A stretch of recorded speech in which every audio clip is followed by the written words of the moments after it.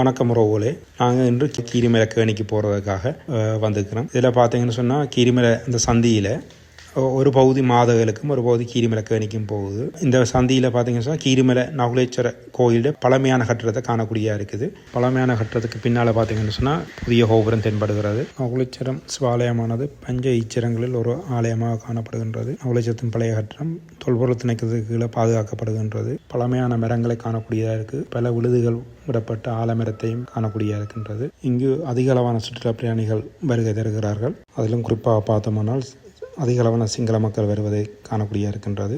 அத்தோடு இந்த பகுதியில் சுற்றுலா பிரயாணிகள் கவரும் முகமாக பல கடைகள் காணப்படுகின்றன. இங்கே பல பணிகளை ஆற்றிக் கொண்டிருக்கின்ற சிவபூமி அறக்கட்டளை நிலையமும் சிவபூமி யாத்திரிய மடமும் காணப்படுகின்றது. வழிபாடு பிள்ளையார், அழகான வழிபாடு பிள்ளையார் காணப்படுது. சிவபூமி அறக்கட்டளையை சுற்றி பார்த்தீங்கன்னா குத்துவிளக்குகள், சிலைகள், சிற்பங்கள் செய்யப்பட்டு அழகாக இருக்குது. அதோட சிவபூமி முதியோர் இல்லமும் அதில் ஆச்சிரமும் காணப்படுது. அதனை தொடர்ந்து பார்த்தீங்கன்னா சிவபூமி மடமும் காணப்படுகிறது. இவ்வாறு பல விதமான சைவ தொண்டுகளையும் தமிழ் மக்களுக்கான தொண்டுகளையும் இந்த சிவபூமி அறக்கட்டளை செய்து கொண்டு வருகிறார்கள். உண்மையிலே இது வரவேற்கத்தக்க விடயம். அதனைத் தொடர்ந்து நாங்கள் கீரிமலை கேணியை நோக்கி போய் கொண்டிருக்கீங்கள பார்க்கக்கூடியா இருக்குது. நிறைய சுற்றுலா பயணிகள் வந்து செல்வதாகவும் வருவதாகவும் காணப்படுகிறார்கள். அதனைத் தொடர்ந்து அந்த கீரிமலை கேணிக்கு நுழைகிற பகுதியில் பார்த்தீங்கன்னா கீரிமலை பிள்ளையார், ஒரு அழகிய அரசமரத்துக்கு கீழே, பெரிய ஒரு அரசமரத்துக்கு கீழே அழகிய ஒரு பிள்ளையார் கோயில் காணப்படுவதை காண்கிற சிறிய கோயிலாக இருந்தாலும் அழகாக கட்டி பராமரிக்கப்பட்டு வருகின்றது. அதனைத் தொடர்ந்து நீங்கள் கீரிமலை இந்த கேணியிட சுற்றுப்பகுதியை காண்கிறீர்கள். அதில் ஒரு ஆறுமுக நாவலர் அவர்களோட சிலையும் வைக்கப்பட்டிருக்கிறது. அதனைத் தொடர்ந்து அந்த கீரிமலை அந்தியட்டி மடம் அதில் வந்து கிரிகைகள், இறந்தவர்களுக்கான ஆத்ம சாந்தி பெறுவதற்கான கிரிகைகள் நடைபெறுகிற மண்டபத்தை காண்கிறீர்கள். அந்த மண்டபத்தை சுற்றி அழகுபடுத்தும், அதாவது நிலக்கற்கள் பதிக்கப்பட்டு அழகுபடுத்தும் செயற்பாடுகள் நடைபெற்று கொண்டிருக்கிறத காண்கிறீர்கள். அதனைத் தொடர்ந்து நாங்கள் பார்த்தீங்கன்னு சொன்னால் இந்த கீரிமலை கேணிக்கு அண்மித்திட்டம். கீரிமலை கேணியை பார்த்தீங்கன்னு சொன்னால் அண்மையில் தான் இந்த திருத்தி அமைக்கப்பட்டது.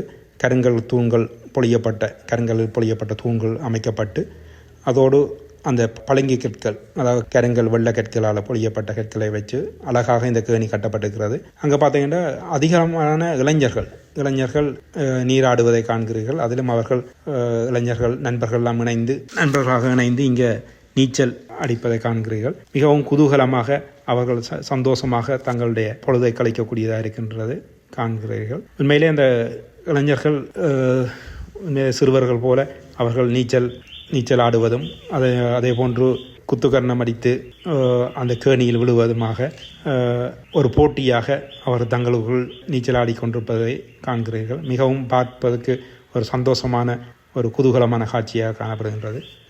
உண்மையிலே இதை பார்க்கும்போது மனதுக்கு ஒரு நிம்மதியாகவும் மகிழ்ச்சியாகவும் ஒரு சிறுபராயங்களை பல பேருக்கு தொட்டுக்கு செல்வதாக இங்கே காண்கிறீர்கள். உண்மையில் இந்த கீரிமலை கேணியை பார்த்தீங்கன்னு சொன்னால் அந்த நீர் வந்து மிகவும் சுத்தமாக தெளிவாகவும் காணப்படுகின்றது. அதை பார்த்தீங்கன்னா ஒரு அந்த நிலம் கூட வடிவாக அழகாக தெரிகிறது. நீர்மட்டத்தில் அடி நிலத்தை பார்த்தீங்கன்னு சொன்னால் ஒரு பச்சை கலரில் தெரிகிற மாதிரி இருக்குது.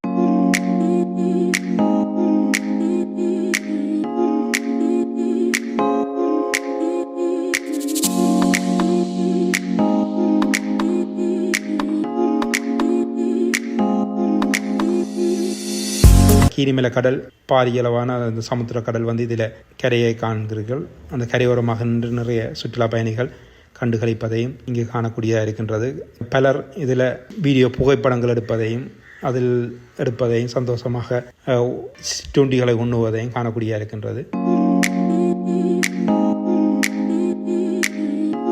இந்த கீரிமலை கேணியை பார்த்தீங்கன்னு சொன்னால் இந்த கருங்கல்ல பொழியப்பட்ட தூணோட அந்த கருங்கல் வெள்ளைக்கல்லை வச்சு கட்டி அழகாக சுற்று ஒரு வளைவான ஒரு அந்த கடலோடு சேர்ந்த ஒரு வளைவான நீர்த்தடாகமாக இங்கே காணப்படுகின்றது.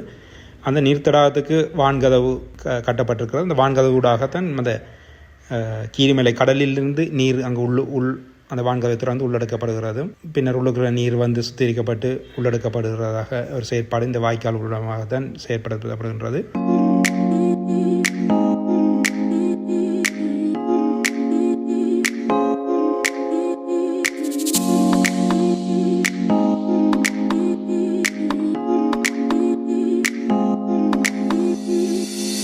அதோடு அந்த கீரிமலை அந்த அந்த முனையை பார்த்தீங்கன்னு சொன்னால் அதில் அழகான ஒரு நிறைய தென்னை மரங்கள் காணப்படுகின்றது. மரங்களும் அந்த தென்னை மரங்கள்லாம் வளைந்து அந்த ஒளியை நோக்கி வளைந்து அழகாக நிற்பதை கண்கொள்ளா காட்சியை காணக்கூடிய இருக்கின்றது. அதனோட அதில் ஒரு கிறிஸ்தவ ஆலயம் தேவாலயம் காணப்படுவதை காணக்கூடிய இருக்கின்றது.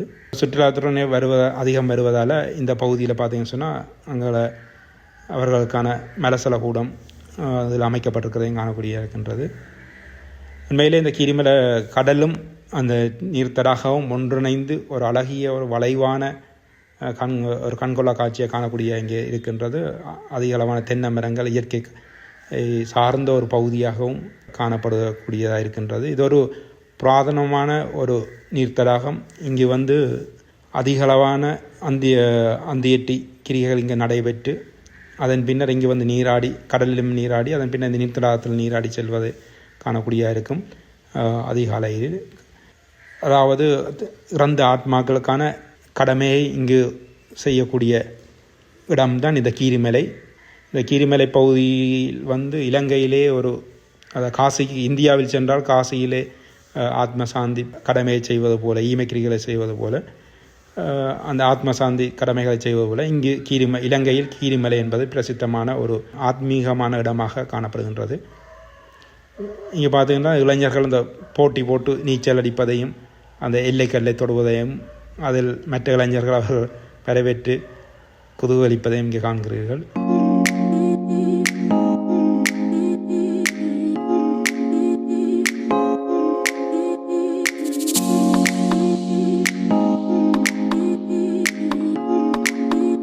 கீரிமலை அந்தியட்டி மடத்தை பார்த்தீங்கன்னு சொன்னால் பெரிய நீண்ட மண்டபம். இதில் நிறைய கிரிகைகள் ஒரே நேரத்தில் நிறைய கிரிகைகள் இடம்பெறுவதற்கான நீண்ட மண்டபம் காணப்படுகின்றது.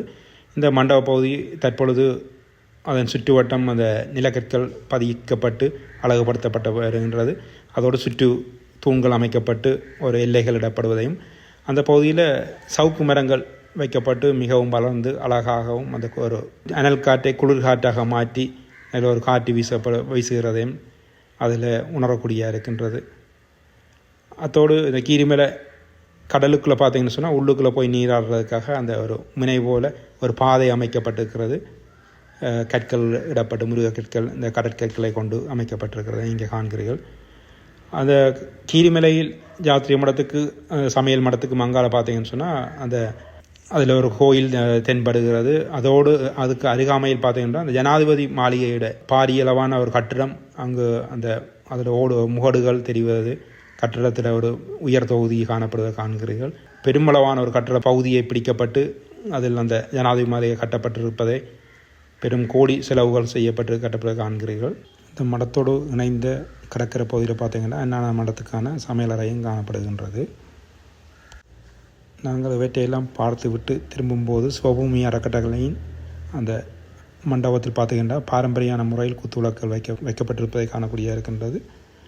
அதோடு இங்கு சிவபூமி பாடசாலை, முதியோர் இல்லம் என பல தொண்டுகள் இங்கே நிறைவேற்றப்படுகின்றது. சிவபூமி யாத்ரீகர் மண்டபம் அழகாக பெரிய ஒரு மண்டபம், இங்கே யாத்ரீகர்கள் தங்குவதற்கான மண்டபம் இங்கே காணப்படுகின்றது.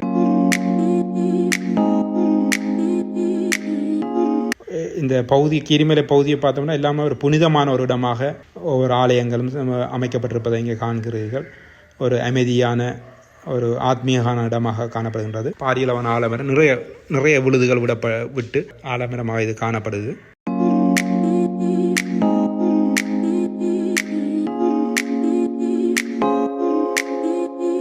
இங்கே பார்த்தீர்களானால் இலங்கையிலே கீரிமலையில் காசி விஸ்வநாதர் ஆலயம் அமையப்பட்டிருக்கிறது. ஒரு தாமிர தடாகம் அழகாக செய்யப்பட்டு அதில் மூங்கில் தடிகளால் அடைக்கப்பட்டிருப்ப காண்கிறீர்கள். இங்கே ஒரு இயற்கையாக நிறைய மரங்கள், மூங்கில் மரங்களை பார்த்தீங்கன்னா அதை நல்லா வளர்ந்து காற்றுக்கு வளைந்து வீசி கொண்டு போய் காண்கிறீர்கள். அதோடு தென்னை மரம், பூ மரங்களும் வைக்கப்பட்டு மிகவும் அழகாக இருக்கின்றது. நாங்கள் கோயிலுக்கு உள்ளுக்கு நுழையும் போது ஒரு தாமரை தடாகம் தாமரை போன்ற ஒரு அதில் லிங்கம் அமைக்கப்பட்டிருப்பதை காண்கிறீர்கள். இந்த ஆலயமானது முருகேச சுவாமிகளின் ஆத்மீக சீடர் மூலம், அதாவது சுவாமி ராதாகிருஷ்ணன் மூலம் ஜெர்மனியிலிருந்து கொண்டு வரப்பட்ட 108 சிவலிங்கங்கள் பிரதிஷ்டை செய்யப்பட்டிருக்கிறது. இங்கே பார்த்தீங்கன்னு சொன்னால் 108 சிவலிங்கங்கள் அந்த தாமரை பூவில் வடிவத்தில் அந்த 108 சிவலிங்கம் வைக்கப்பட்டிருப்பதை காண்கிறீர்கள். சுவாமிகளுடைய புகைப்படங்கள் இங்கு வைக்கப்பட்டிருப்பதையும் காண்கிறீர்கள். இதில் இது ஒரு ஆச்சிரமமாகவும் காணப்படக்கூடியதாக இருக்கின்றது.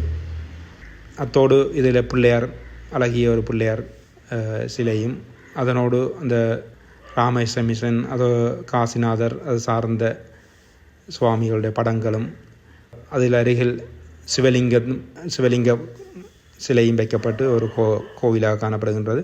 அதுக்கு நாகபாம்பு குடைபிடிப்பதாக ஒரு காட்சியும் அழகாக இருக்கின்றது.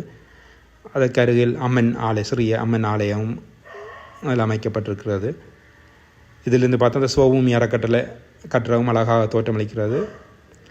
அதோடு அதில் பார்த்திங்கன்னா ஒரு அரச மரத்துடைய இலையை ஒரு வடிவமைக்கப்பட்டு பச்சை கலர், அது நிறைய ஒரு பச்சை கலர் கொடுக்கப்பட்டிருக்கிறது. அதில் ராமேஸ்வர மிஷன் சுவாமிகள், சுவாமி விவேகானந்தருடைய புகைப்படங்களும், சாரதா அவர்களுடைய அம்மையாருடைய புகைப்படமும் அதில் வைக்கப்பட்டு காண்கிறீர்கள். இது ஒரு ஆச்சரியமாகவும் ஒரு சிவாலயமாகவும் காணப்படுவதால் இங்கே ஒரு சுவாமி அவர்களும் இதில் இந்த கோயிலே ஒரு தியானத்தில் இருப்பதை நீங்கள் காண்கிறீர்கள். மேலே ஒரு அமைதியான ஒரு தியானம் இருக்கக்கூடிய, ஒரு மன அமைதியை பெறக்கூடிய ஒரு இடமாக இந்த சிவாலயம் காணப்படுகின்றது. நன்றி உறவுகளே.